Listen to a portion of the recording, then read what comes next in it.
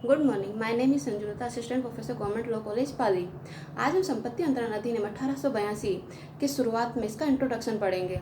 संपत्ति अंतरण अधिनियम 1882, जिसे ट्रांसफर ऑफ प्रॉपर्टी एक्ट 1882 भी कहा जाता है, ये 1 जुलाई 1882 को लागू हुआ था तथा ये 1882 का एक्ट नंबर 4 है। अर्थात 1882 में जितने भी एक्ट बने उसमें चौथे नंबर पर यह एक्ट बना था।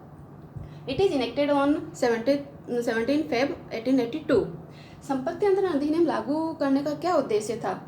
जब ये ब्रिटिशकालीन अधिनियम है, जब संपत्ति अंतरण अधिनियम लागू नहीं हुआ था तो जो संपत्ति के संबंध में जो विवाद होते थे वो लॉ ऑफ इक्विटी के द्वारा सुलझाए जाते थे। तो एक अधिनियम की आवश्यकता हुई, उसी आवश्यकता के मद्देनजर यह अधिनियम पारित किया गया। इसमें संपत्ति अंतरण अधिनियम के अंतर्गत हमें पढ़ना पड़ेगा कि अंतरण क्या होता है। अंतरण का अर्थ होता है ट्रांसफर। एक व्यक्ति अपनी संपत्ति है वो किसी अन्य व्यक्ति को अंतरित करता है, मतलब उसमें स्वामित्व का अंतरण होता है। और जो संपत्ति अंतरण अधिनियम है इसमें कुछ जैसे विक्रय है, इसमें स्वामित्व का अंतरण हो जाता है। बंधक में स्वामित्व का अंतरण नहीं होता है। तो इसमें दोनों प्रकार के, जिसमें स्वामित्व अंतरण होता है और नहीं होता, उसी दोनों पर अधिनियम लागू होता है। इसके अंदर टोटल 8 चैप्टर है। 8 चैप्टर में पहला चैप्टर है प्रारंभिक, दूसरा चैप्टर पक्षकारों के द्वारा संपत्ति का अंतरण, तीसरा विक्रय, चौथा बंधक, पट्टा, छठा विनिमय, सातवां दान और आठवां अनुयोजित दावों का अंतरण। ये 8 चैप्टर है तथा इसमें टोटल 137 यानी 137 धाराएं हैं। तो इनमें पूरी डिटेल के बारे में विक्रय, बंधक, पट्टे, विनिमय सब हम एक एक करके पढ़ेंगे। तो संपत्ति अंतरण में संपत्ति क्या होती है उसके बारे में भी जानना जरूरी होता है। संपत्ति क्या होती है? संपत्ति अंतरण अधिनियम में संपत्ति परिभाषा कहीं भी नहीं दी गई है, परंतु विधि शास्त्रों ने इसे परिभाषित करने का प्रयास किया है। एक केस था रायचंद वर्सेस दत्तात्रेय।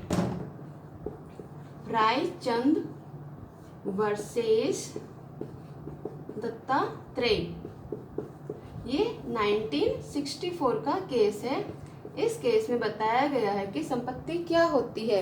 संपत्ति होती कोई ऐसी वस्तु जिस पर कोई व्यक्ति अपना लीगल राइट बता सके, तो मतलब जिस पर स्वामित्व धारित किया जा सकता है वो संपत्ति की परिभाषा में आता है। जैसे अपन कहते हैं हवा, पानी, प्रकाश, ये क्या नेचुरल थिंग्स है, इस पर किसी व्यक्ति का कोई भी स्वामित्व नहीं होता, तो संपत्ति की परिभाषा में नहीं आता है। संपत्ति की परिभाषा में केवल वही वस्तु आती है जिस पर कोई व्यक्ति अपना स्वामित्व जता सकता है, जिस पर स्वत्व धारित किया जा सकता है। अब है संपत्ति अंतरण अधिनियम में जो संपत्ति है उसमें किस प्रकार की संपत्ति शामिल होती है। इसमें चल संपत्ति भी शामिल होती है और अचल संपत्ति भी शामिल होती है। मुख्यतः अधिनियम स्थावर संपत्ति यानी इमूवेबल प्रॉपर्टी के संबंध में लागू करने के लिए बनाया गया था, परंतु इसके कुछ प्रावधान चल और अचल दोनों प्रकार की संपत्तियों पर लागू होते हैं और कुछ प्रावधान केवल स्थावर संपत्तियों के संबंध में ही लागू होते हैं। इसके सेक्शन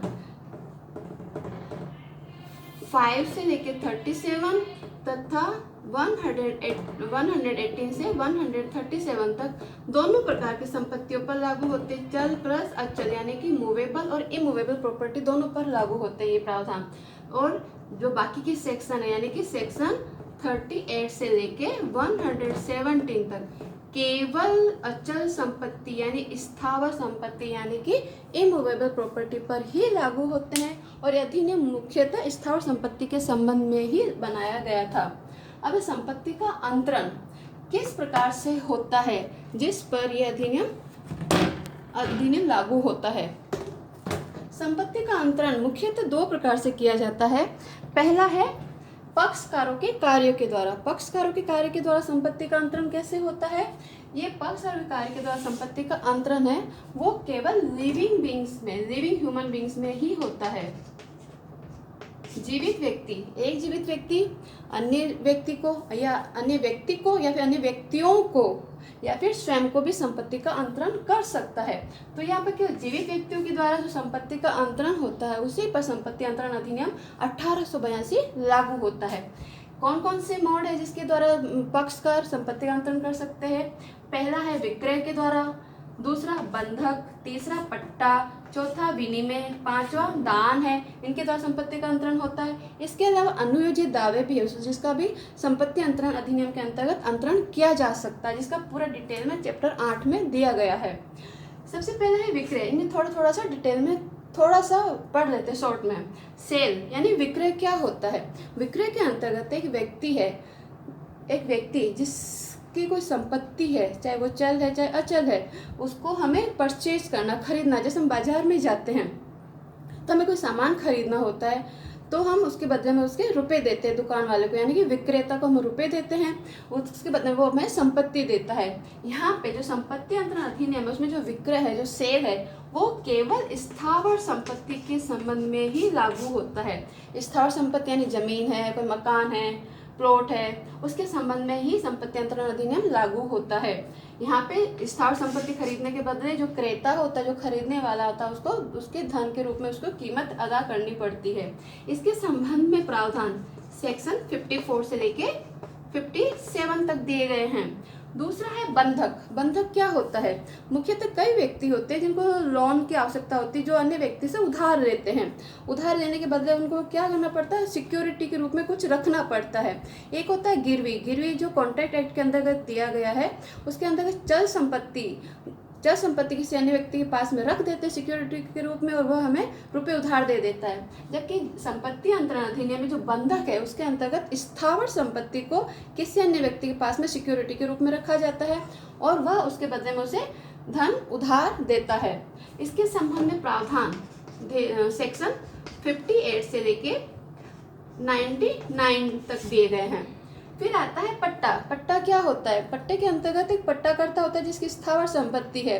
दूसरा होता है पट्टाग्राही, जिसे अन्य व्यक्ति जो पट्टा करता है उसकी स्थावर संपत्ति का उपभोग करना, उसकी जमीन का उपभोग करना, उसके मकान का उपभोग करना, दुकानों का उपभोग करना है, तो अन्य व्यक्ति की स्थावर संपत्ति का उपभोग पट्टाग्राही के द्वारा किया जाता है। तो जो पट्टाग्राही होता है वो पट्टाकर्ता को कुछ प्रतिफल देता है। जो प्रतिफल है वो किस रूप में हो सकता है? धन के रूप में हो सकता है, फसल के रूप में हो सकता है, सेवा के रूप में हो सकता है, या फिर कोई अन्य मूल्यवान वस्तु के रूप में भी हो सकता है। तो यहाँ पे अन्य व्यक्ति की स्थावर संपत्ति का उपयोग किसी अन्य व्यक्ति के द्वारा किया जाता है, जिसे कहते हैं लीज। फिर है विनिमय। विनिमय होता है सामान का आदान प्रदान, वस्तुओं का आदान प्रदान। दो व्यक्ति है अपनी अपनी वस्तुओं का आदान प्रदान करते हैं, एक्सचेंज कर लेते हैं। जैसे किसी व्यक्ति को है, जैसे कि ए है और ये बी है, इसके पास कोई कार है, इसके पास कोई दूसरी अन्य कंपनी की कार है, इसको इसकी कार पसंद है, इसको इसकी कार पसंद है, तो ये क्या करेंगे? अपनी कार का एक्सचेंज कर लेंगे। अगर इसकी कार के बदले अगर ये व्यक्ति कार न देकर रुपए दे देता है तो वहाँ पे ये क्या होगा? एक्सचेंज नहीं होगा, वो विक्रय की श्रेणी में आ जाएगा। तो यहाँ पे एक्सचेंज के संबंध में प्रावधान, पहले लीज के संबंध में प्रावधान सेक्शन 105 से लेके 117 तक है। विनिमय के संबंध में प्रावधान 118 से लेके 118 से लेके 121 तक दिए गए हैं। फिर आता है गिफ्ट। जब कोई व्यक्ति है अपनी संपत्ति अपने प्यार की वजह से, स्नेह की वजह से किसी अन्य व्यक्ति को देना चाहता है और देने के बदले में वो कोई प्रतिफल नहीं लेता, यानी कि निःशुल्क होता है। गिफ्ट हमेशा बिना प्रतिफल के ही होता है। वह व्यक्ति अपनी स्वेच्छा से, अपनी इच्छा से किसी अन्य व्यक्ति को अपनी संपत्ति बिना किसी प्रतिफल के देता है, तो वो किसकी श्रेणी में आता है? गिफ्ट, यानी कि दान की श्रेणी में आएगा। यहाँ पे दान करने वाला दाता होता है, जिसको संपत्ति दी जाती है वो आदाता होता है। यहाँ पे आदाता की क्या ड्यूटी होती है कि जो दाता ने उसको संपत्ति दी है उसके संबंध में अपनी स्वीकृति दे। अगर वो स्वीकृति देने में सक्षम नहीं है तो उसकी ओर से जो भी व्यक्ति स्वीकृति देने में सक्षम है, समर्थ है, वो उसकी ओर से सहमति दे, तभी दान वैलिड होता, नहीं तो दान शून्य हो जाता है। फिर चैप्टर अनुयोजित दावों के अंतरण के संबंध में चैप्टर 8 में पूरा दिया गया है कि कैसे अनुयोजित दावों का अंतरण होता है, तो इसमें पूरा डिटेल में चैप्टर 8 में दिया गया है। तो जहाँ पे पक्षकारों के द्वारा कोई संपत्ति का अंतरण होता है वहाँ पे संपत्ति अंतरण अधिनियम 1882 लागू होगा, यानी कि सेल में, मॉर्टगेज में, लीज में, एक्सचेंज में, गिफ्ट में और अनुयोजित दावों के अंतरण में। फिर आता है दूसरे प्रकार का संपत्ति का अंतरण किस प्रकार से हो सकता है। ये होता है दूसरा विधि की प्रक्रिया के द्वारा, यानी कि जिसके संबंध में अलग से कानून बनाए गए हैं, अलग से अधिनियम पारित किए गए हैं, या फिर न्यायालय के द्वारा जो आदेश दिया गया, डिक्री दी गई है, वहाँ पे संपत्ति अंतरण अधिनियम लागू नहीं होता है।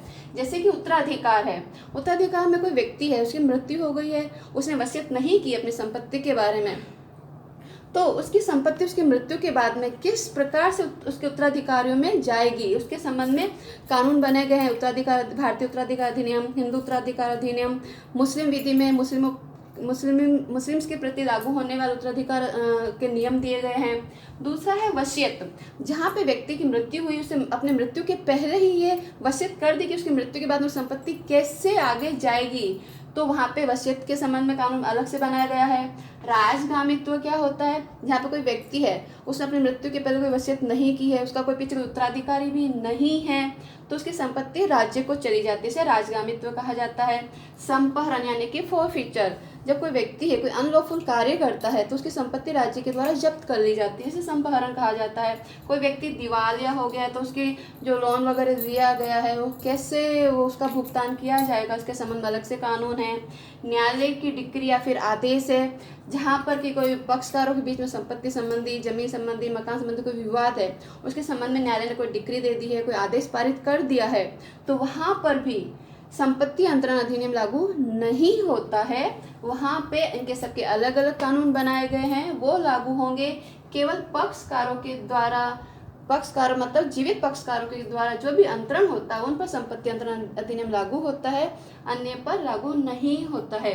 यहाँ पे जो चैप्टर 5 है, चैप्टर 5 में ये दान है, चैप्टर दान के संबंध में जो प्रावधान है वो मुस्लिमों के प्रति लागू नहीं होते हैं।